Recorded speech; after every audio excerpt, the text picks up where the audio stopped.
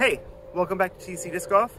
We're taking yet another look at the Wild Disc Great White. Now that I have a little bit more bite, we want to see it in the Meteor plastic to see if we're going to need a bigger throw.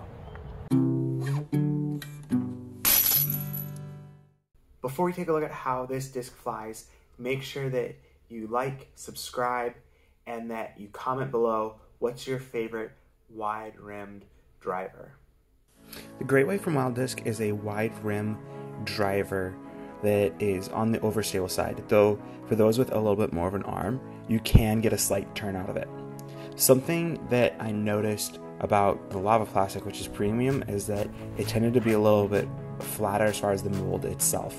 And so it tended to be a little bit more overstable right out of the gate.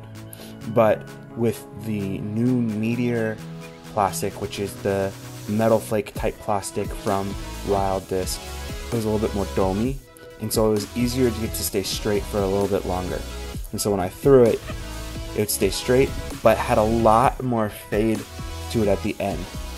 So when people ask, is this disc more stable, more overstable, I definitely think that it's one that is harder to be able to point out and say, yes, it's more overstable.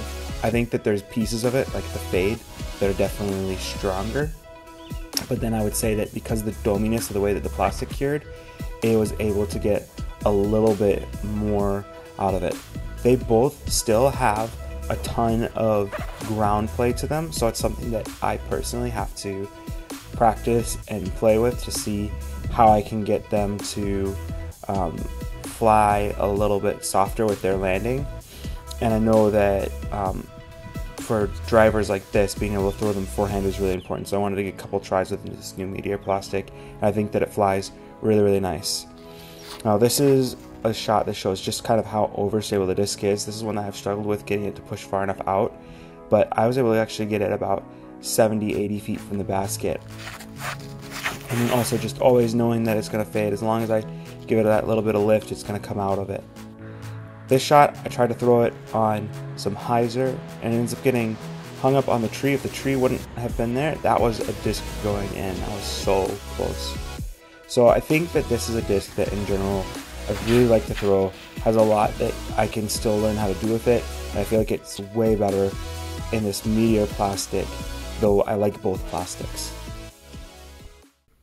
I think I already liked the Great White and the Lava Plastic as my get out of trouble disc, or if I needed to really go around something that was a little bit further away. Not using it the same way I used the Angler. The Angler was more used for approach shots or shaping through the forest, but being able for this one to be able to go, okay, I need to get around that bend really tight, or I need for the ability for me to take and I have a really tight corner, you know, I'm trying to save a scramble shot, and throwing out of the woods, being able to know that like I can throw the disc and it's going to use that hard turn, but I'm going to get some distance out of it. So I think the Meteor plastic, something that was really refreshing to me is that the Lava is already overstable, but that Meteor came out with a little bit more dome, and so it is a little bit easier for someone like me who my average throw is probably around 300 feet now, being able to take and throw that disc and get to actually see some of that turn or a little bit of that straighter characteristic before that hard fade.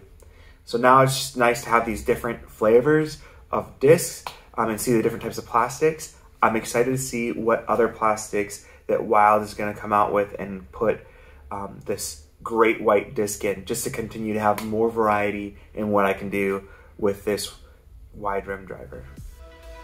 And as always, I'll catch you in the next video.